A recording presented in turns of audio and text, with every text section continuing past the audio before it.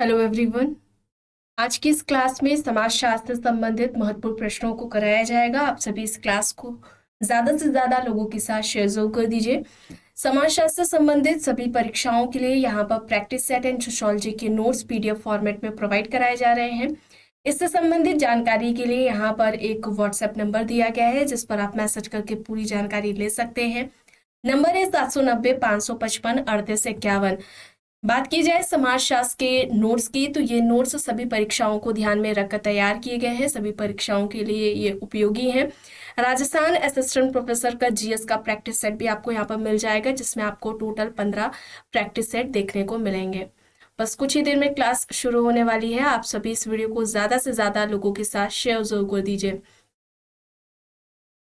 Okay, यहाँ तक हो गया था। चलिए यहाँ से शुरू करना है। प्रश्न है, ऐसा परिवार जिसमें सदस्यों का व्यवहार लोकाचारों तथा जनरीतियों के द्वारा नियंत्रित किए जाते हैं तो इसे संस्थात्मक परिवार कहा जाएगा। और ये तर्क किसका है? संस्थात्मक परिवार को इस तरीके से परिभाषित करने वाले कौन है? ऑप्शंस में Le Play, Burgess and Locke, Young and Willmott, Warner यहाँ पर दिए गए हैं। सही यहाँ पर क्या होगा? राइट आंसर यहाँ पर क्या होगा? राइट आंसर यहाँ पर क्या होगा?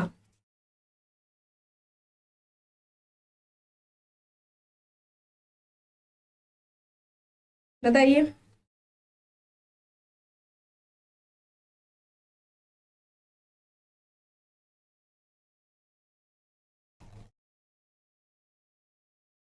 संस्थागत परिवार की बात किसने की थी? बर्गस एंड लॉक ने की थी। यहाँ पर ऑप्शन बी होगा। ठीक है, ऑप्शन बी होगा, बर्गस एंड लॉक।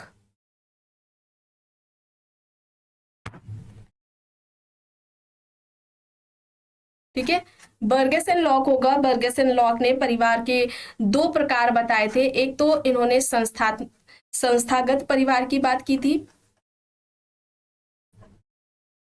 और दूसरा जो परिवार इन्होंने बताया था ये साचर का परिवार बताया था। ठीक है, साचर परिवार, संस्थागत परिवार और साचर परिवार की बात किसने की है? बर्गस एंड लॉक ने की है। यंग एंड विलमोट ने भी दो प्रकार के परिवार की बात की है। एक है इनका प्रतिशय का परिवार, प्रतिशय परिवार, और दूसरा इनका समन्वयवादी करके है। ठीक है, समन्वय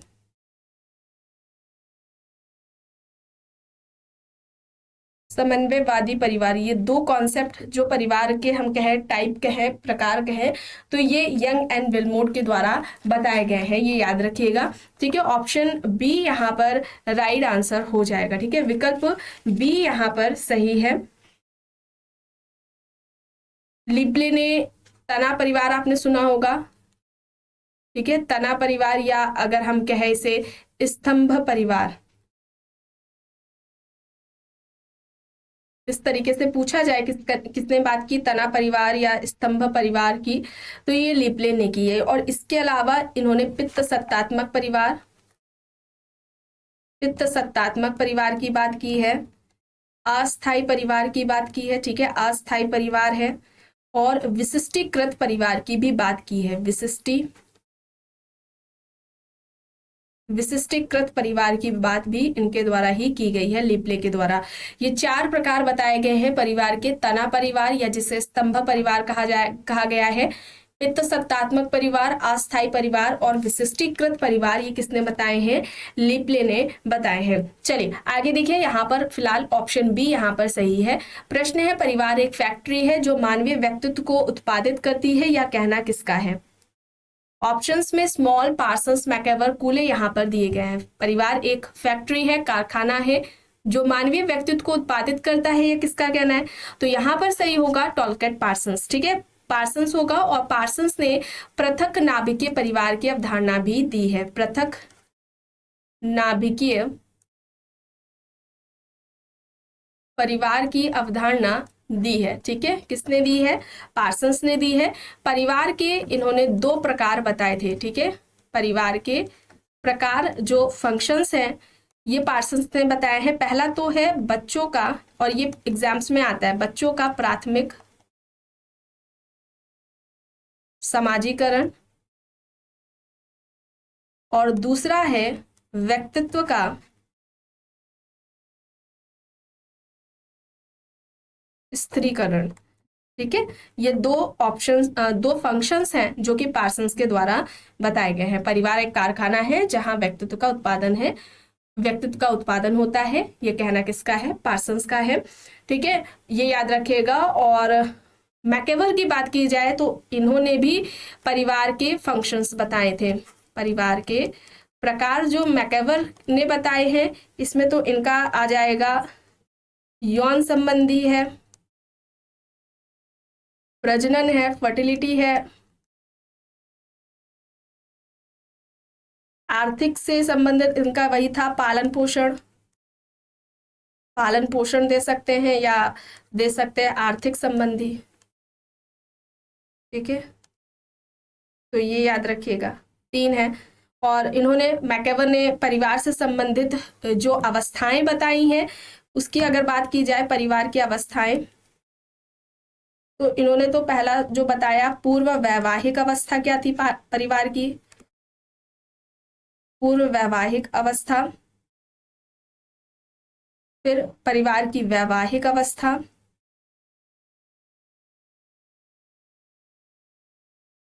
संतानोत्पत्ति की अवस्था, और फिर आखिरी में परिपक्वता की अवस्था।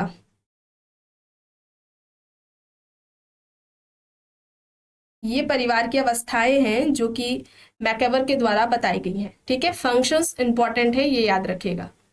चलिए आगे देखते हैं। प्रश्न है, आणविक परिवार और गृहस्थ परिवार की अवधारणाएं किसने विकसित की?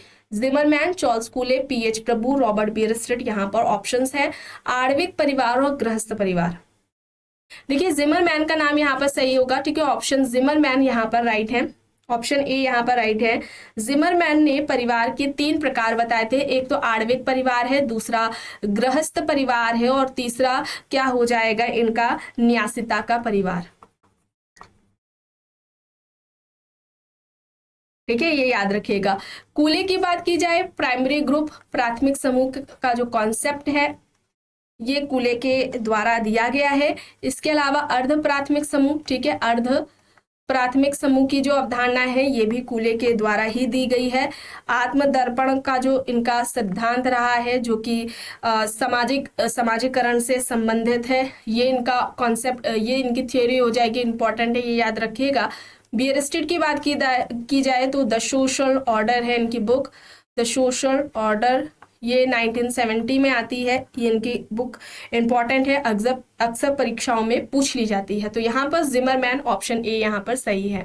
प्रश्न है, निम्न में से किसने शक्ति के 3 आयाम, निर्णयकार, गैर निर्णयकार्य और आकांक्षाओं को आकार देने के बारे में कहा है? ऑप्शंस में ऑल्विन जेंडलर, Anthony Giddens, Steven Lukes, Max Weber यहाँ पर दिए गए हैं।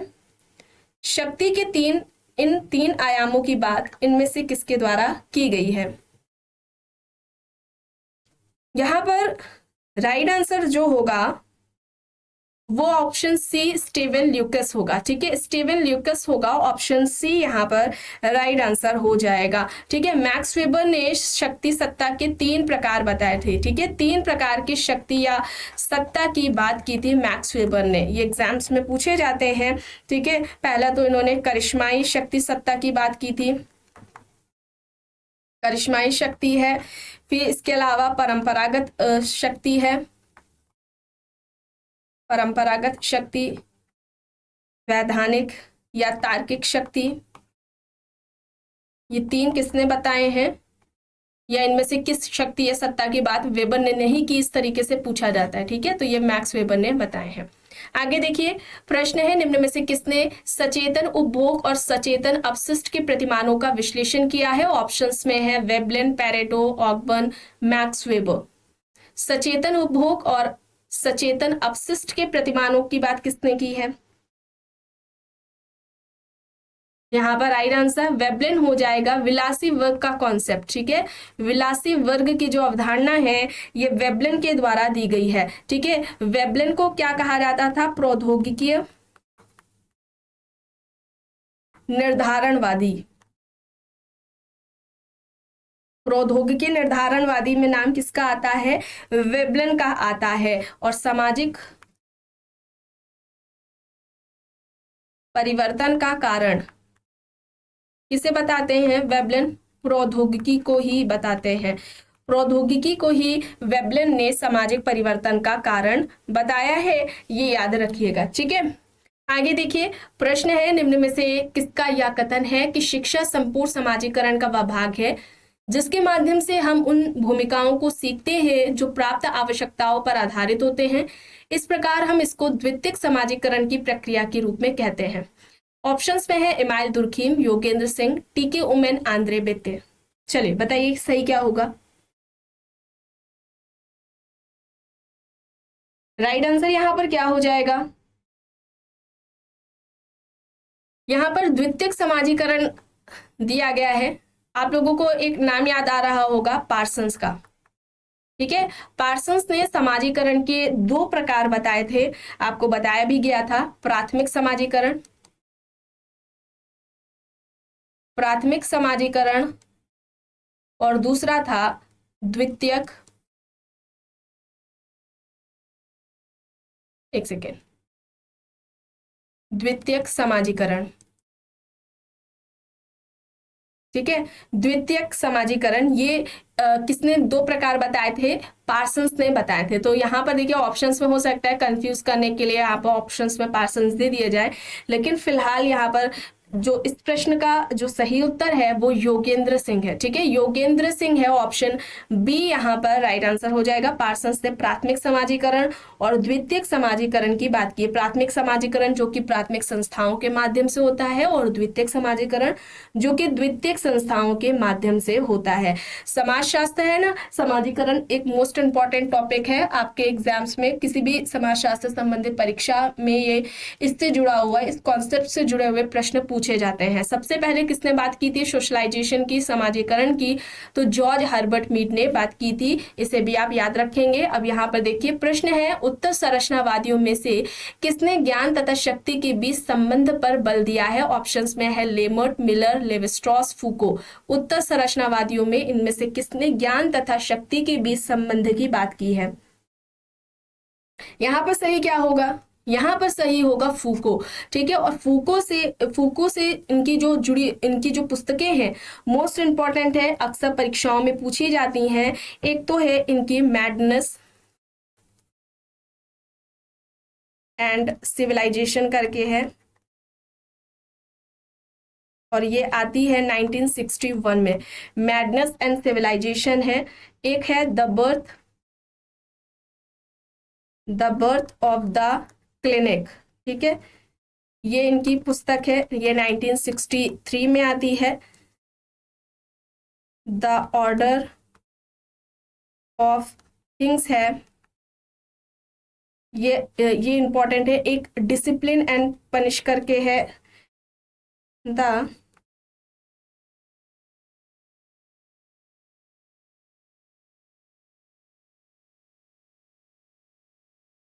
ये 1975 में आती है, ये याद रखिएगा। ठीक है, ये फूको की कुछ इंपॉर्टेंट बुक्स हैं, ये याद रखिएगा। लेमर्ट है, यहाँ पर लेमर्ट ने प्राथमिक विचलन और द्वितीयक विचलन की बात की है। ठीक है, याद रखिएगा, प्राथमिक विचलन और द्वितीयक विचलन की बात किसने की है? लेमर्ट ने की है। उत्तर संरचनावादियों में इनमें से ज्ञान तथा शक्ति के बीच जो बात करने वाले हैं फूको है, ऑप्शन डी यहाँ पर सही है। प्रश्न है, नव मार्क्सवादियों में से किसने निश्चय पूर्वक कहा कि परिपक्व मार्क्स किसी भी मानवीय स्वभाव में विश्वास नहीं करता था?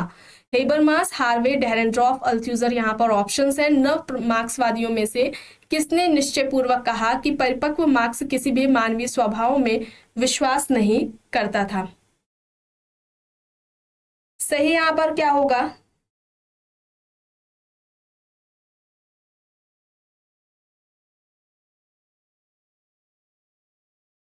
राइट आंसर यहाँ पर क्या हो जाएगा? ऑप्शन डी हो जाएगा, अल्थ्यूजर। ठीक है, अल्थ्यूजर हो जाएगा, ऑप्शन डी यहाँ पर राइट हो जाएगा। अति निर्धारणवादी कहलाते हैं ये, अति निर्धारणवादी। इनकी बुक्स के बारे में बात की जाए तो फॉर मार्क्स है, 1966 में आती है। रीडिंग कैपिटल है, 1970 में आती है। ये इंपॉर्टेंट इनकी अल्थ्यूजर की बुक्स हैं। इन्हें नव मार्क्सवादी व संरचनात्मक मार्क्सवादी के नाम से जाना जाता है, याद रखिएगा, नव मार्क्सवादी और संरचनात्मक मार्क्सवादी के नाम से, अति निर्धारणवादी के नाम से ये जाने जाते हैं। ठीक है, चलिए आगे देखते हैं। किसने यह सिद्ध करने का प्रयास किया कि नृजाति पद्धतियां प्रतिवर्ती रूप से उत्तरदायी हैं? आबार्क, गारफेंकर, शुट्स, जिन्सबर्ग। यहाँ पर ऑप्शंस दिए गए हैं। नृजाति पद्धतियां प्रतिवर्तीय रूप से उत्तरदायी हैं, यहाँ पर राइट होगा गारफिंकल। ठीक है, गारफिंकल होगा। नृजाति प्रणाली जो सिद्धांत या पद्धति है, इसकी बात गारफिंकल के द्वारा की गई थी। इससे संबंधित इनकी पुस्तक है स्टडीज इन एथनो मेथडोलॉजी। ये कब आती है? 1967 में आती है। इंपॉर्टेंट है बुक, ये याद रखेंगे आप। प्रश्न है, प्रकार्यात्मक सिद्धांत के स्वसमीक्षात्मक तत्व के रूप में नव प्रकार्यात्मक की व्याख्या किसने की? अलेक्जेंडर एंड जिसेन ने, कॉलोमी एंड रोडस ने, रोडस एंड जिसेन, या फिर अलेक्जेंडर एंड कॉलोमी ने? प्रकार्यात्मक सिद्धांत के स्वसमीक्षात्मक तत्व के रूप में नव प्रकारवादी की व्याख्या किसने की है? अलेक्जेंडर एंड कॉलोमी ने। ठीक है, यहाँ पर ऑप्शन डी होगा। ठीक है, विकल्प डी यहाँ पर राइट होगा। और अलेक्जेंडर की बात आ रही है तो ये नव प्रकारवाद के जनक है। ठीक है, इन्होंने नव प्रकारवाद का जो सिद्धांत है ये दिया था। और इनसे संबंधित अलेक्जेंडर की जो पुस्तकें हैं, न्यू फंक्शनलिज्म है। ये कब आती है? न्यू फंक्शनलिज्म 1985 में आती है, ये याद रखिएगा। और एक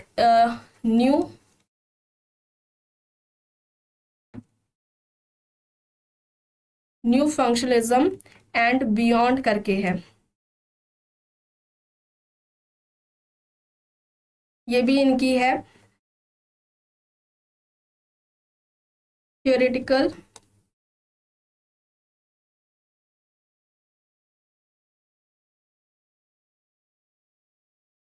लॉजिक इन सोशियोलॉजी, ये इनकी हो जाएगी। थ्योरेटिकल लॉजिक इन सोशियोलॉजी हो जाएगी।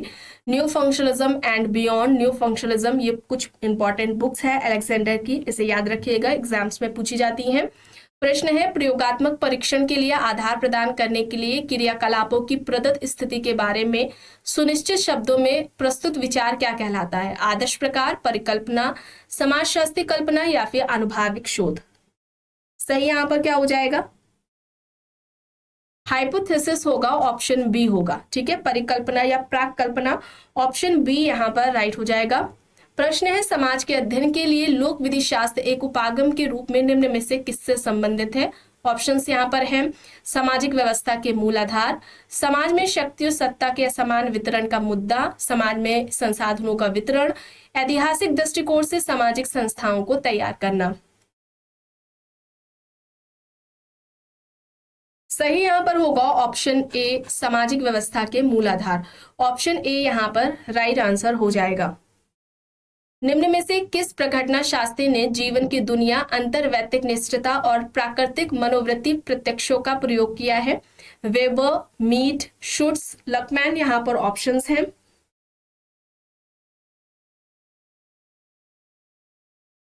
इंटरसब्जेक्टिविटी किसने बात की थी? शुट्स ने। ऑप्शन सी यहाँ पर राइट आंसर हो जाएगा। और सामाजिक प्रघटना शास्त्र के ये जनक हैं शुट्स। आगे देखते हैं, किसके अनुसार ग्रामीण समुदाय लघु गणतंत्र हैं? उनमें उनकी आवश्यकताओं की लगभग सभी वस्तुएं पाई जाती हैं, वे सभी विदेशी संबंधों से लगभग स्वतंत्र हैं। ऑप्शन है Karl Marx, Charles Metcalfe, A D Ross, D N Majumdar. Right answer यहाँ पर क्या हो जाएगा? स्टेटमेंट कई बार एग्जाम्स में पूछा जा चुका है, नेट के, पीजीटी। यहाँ पर ऑप्शंस बी हो जाएगा, ऑप्शन, ठीक है, ऑप्शन बी, विकल्प बी चार्ल्स मेटकॉफ हो जाएगा। और मजूमदार की बात की जाए तो इन्होंने हो जनजाति पर अध्ययन किया है, ठीक है, हो जनजाति पर अध्ययन किसका रहा है, पूछा जाता है फील्ड वर्क से भी रिलेटेड, तो यहाँ पर याद रखिएगा डी.एन. मजूमदार ने, ठीक है, डी.एन. मजूमदार ने फील्ड इनका वर्क रहा है, स्टडी की है इस पर, हो जनजाति पर। और मजूमदार का जो शोध विषय रहा था ये इंपॉर्टेंट है, याद रखिएगा, हो जनजाति से ही था, हो जनजाति में सांस्कृतिक परिवर्तन, हो जनजाति में सांस्कृतिक परिवर्तन, ठीक है।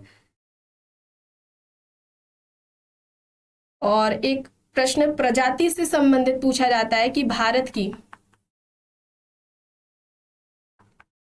की प्राचीन जो प्रजाति है, ये मजूमदार ने प्रोटो ऑस्ट्रेलाइड को बताया था।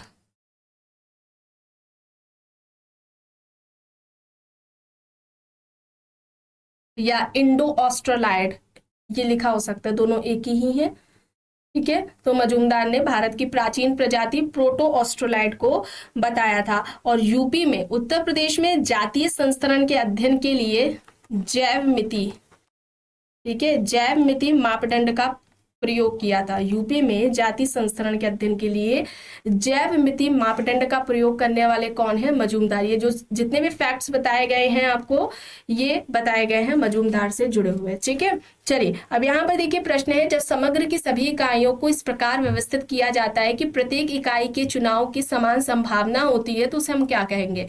ऑप्शंस में है उद्देश्य निर्देशन, दैव निर्देशन, स्तरित निर्देशन, गुच्छ निर्देशन, यहाँ पर दिया गया है।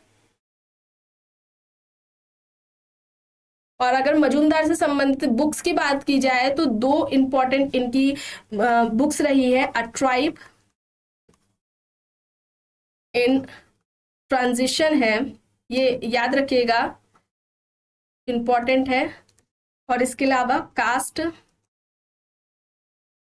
एंड कम्युनिकेशन है इन एन इंडियन विलेज, ये दो इंपॉर्टेंट इनकी मजूमदार की बुक रही हैं, ठीक है। अब यहाँ पर क्या होगा, जब समग्र की सभी इकाइयों को इस प्रकार व्यवस्थित किया जाए कि प्रत्येक इकाई के चुनाव की समान संभावना रहे, तो उसे हम दैव निर्देशन कहेंगे, ठीक है। ऑप्शन बी यहाँ पर सही हो जाएगा। प्रश्न है, किसने कहा है कि सात्मीकरण आवश्यक रूप से एक सामाजिक समूह के द्वारा दूसरे समूह के समस्त आदर्शों एवं संस्कृति को समाविष्ट करने तक सीमित नहीं है। ऑप्शंस में जी स्मिथ, लेविस्कोजर, जॉसेमेल, रॉबर्ट पार्क यहाँ पर दिए गए हैं। सही क्या होगा, सही यहाँ पर रॉबर्ट पार्क होगा, ठीक है, रॉबर्ट पार्क होगा। और रॉबर्ट पार्क सिमिल के स्टूडेंट थे, ठीक है, रॉबर्ट पार्क सिमिल के स्टूडेंट थे। और रॉबर्ट पार्क ने मानवीय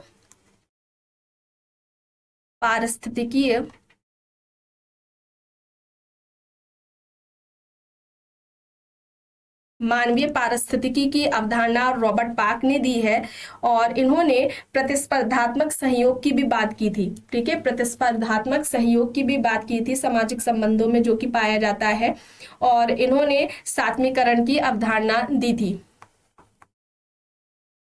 याद रखिएगा, सात्मीकरण का जो कॉन्सेप्ट है वो रॉबर्ट पार्क के द्वारा दिया गया है। और इस अवधारणा का प्रयोग अमेरिकी प्रजातियों में उनमें जो अमेरिकी प्रजातियों के संबंध है उसमें अध्ययन के दौरान इन्होंने दिया था। और इन्होंने कहा था कि जो सात्मीकरण की प्रक्रिया है वो 4 चरणों से होकर के गुजरती है। 4 चरण सात्मीकरण में पाए जाते हैं, ठीक है। पहला तो इन्होंने संपर्क को बताया, ठीक है, संपर्क को पहला बताया इन्होंने। दूसरा इन्होंने प्रतियोगिता को बताया। तीसरा समायोजन हो जाएगा। और चौथा हो जाएगा आत्मसात। तो ये जो सात्मीकरण की प्रक्रिया है, ठीक है, ये 4 चरणों से होकर के गुजरती है। और ये 4 चरण रॉबर्ट पार्क के द्वारा ही बताए गए हैं। प्रश्न है, विचलन का अनुकरण का सिद्धांत किसने प्रतिपादित किया। बेकर है, टॉड है, दुर्खीम है, कोहेन। यहाँ पर ऑप्शंस दिए गए हैं। विचलन का अनुकरण सिद्धांत किसके द्वारा दिया गया है? विचलन का अनुकरण का सिद्धांत जी टॉट के द्वारा दिया गया है। यहाँ पर ऑप्शन बी हो जाएगा, ठीक है, विकल्प बी यहाँ पर राइट आंसर हो जाएगा। और इन्होंने कोहेन की बात करें हम तो कोहेन ने अपराध से संबंधित मूल अभिमुखीकरण या विचलित उपसंस्कृतिकरण का सिद्धांत दिया था। मूल्य अभिमुखीकरण या विचलित उपसंस्कृति का सिद्धांत। उप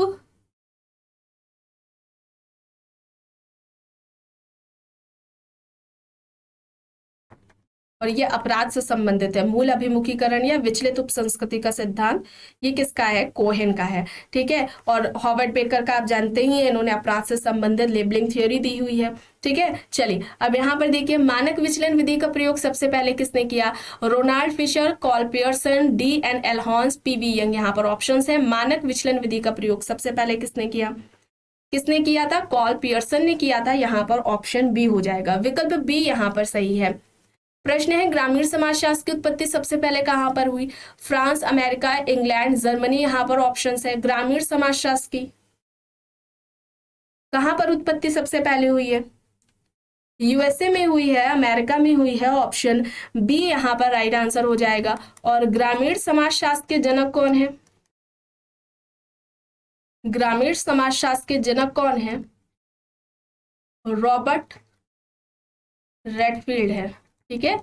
रॉबर्ट रेडफील्ड है ग्रामीण समाजशास्त्र के जनक, ठीक है। और रॉबर्ट रेडफील्ड के द्वारा कॉन्सेप्ट्स कौन कौन से दिए गए हैं? अवधारणाएं कौन सी हैं?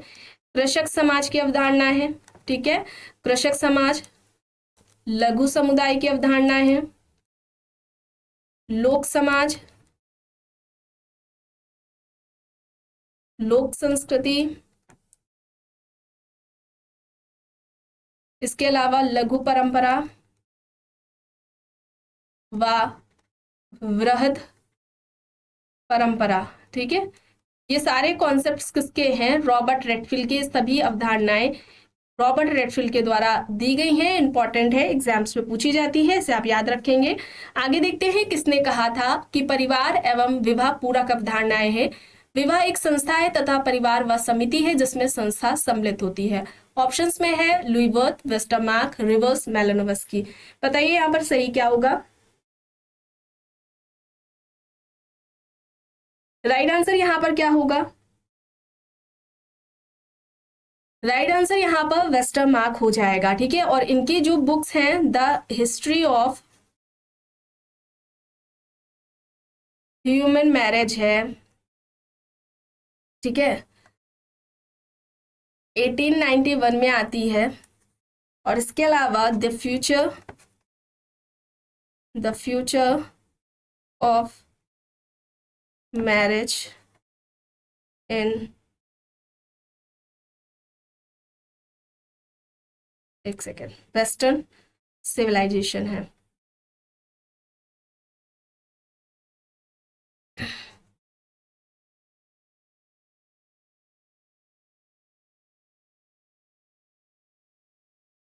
ठीक है, ये दो इंपॉर्टेंट वेस्टरमार्क की बुक है, ठीक है। The history of human marriage, the future of marriage and western civilization. परिवार की उत्पत्ति से संबंधित एक विवाहीय सिद्धांत इनके द्वारा दिया गया था। अब यहाँ पर प्रश्न है, निम्न में से किसने आदिवासियों के साथ रहकर उन पर शोध करते हुए एक आदिवासी महिला से विवाह किया? ऑप्शंस में है Malinowski, Radcliffe Brown, S Dube, Verrier Elwin. आदिवासियों के साथ रहकर उन पर रिसर्च किया, फील्ड वर्क किया और आदिवासी महिला से ही विवाह किया। कौन थे? Verrier Elwin. वेरियर एल्विन थे। ऑप्शन डी यहाँ पर राइट आंसर हो जाएगा। जनजातियों की समस्याओं को दूर करने के लिए इनके द्वारा जो जिस प्लानिंग की बात की गई थी, प्रोग्राम जिसकी बात की गई थी, तो वो एक था आइसोलेशन की पॉलिसी, ठीक है, अलग थलग की नीति या पृथक्करण की नीति, इस तरीके से एग्जाम्स में पूछा जाता है। और दूसरा इसका इनके द्वारा जो दिया गया था कॉन्सेप्ट नेशनल पार्क का था, राष्ट्रीय उपवन या राष्ट्रीय उद्यान की जो अवधारणा धारणा है ये वेरियर एल्विन के द्वारा दी गई थी। प्रश्न है, किस मानव शास्त्री ने संस्कृति ग्रहण को जनजातीय संस्कृति के विघटन के लिए उत्तरदायी माना? M S Srinivas, Radcliffe Brown, Kingsley Davis, Majumdar and Madan. यहाँ पर ऑप्शंस दिए गए हैं। संस्कृति ग्रहण को जनजातीय संस्कृति के विघटन के लिए उत्तरदायी किसने माना है? यहाँ पर राइट आंसर क्या हो जाएगा? मजूमदार एंड मदान हो जाएगा। ठीक है, मजूमदार एंड मदान हो जाएगा। और याद रखिएगा, मजूमदार एंड मदान ने संस्कृतिकरण, ठीक है, संस्कृताइजेशन की जगह पर, ठीक है, संस्कृतिकरण के स्थान पर विसंस्कृतिकरण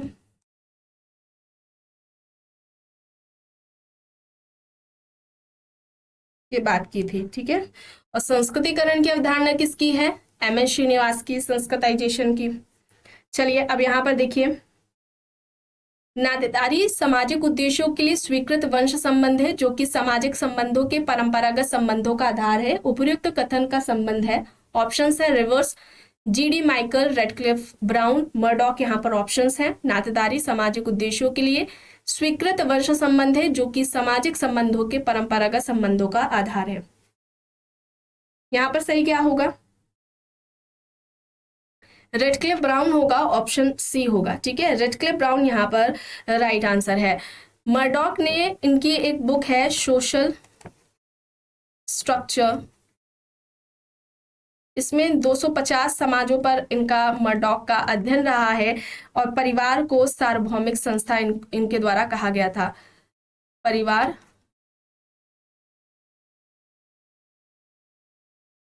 सार्वभौमिक संस्था है। ठीक है, ये स्टेटमेंट पूछा जाता है, परिवार एक सार्वभौमिक संस्था है, किसके द्वारा बात कही गई है। और परिवार के जो प्रकार हैं या हम फंक्शंस कहें, ये इन्होंने किसको बताया था, किस किस को बताया था? एक तो यौन संबंधी है, दूसरा प्रजनन फर्टिलिटी से रिलेटेड है, और तीसरा आर्थिक है।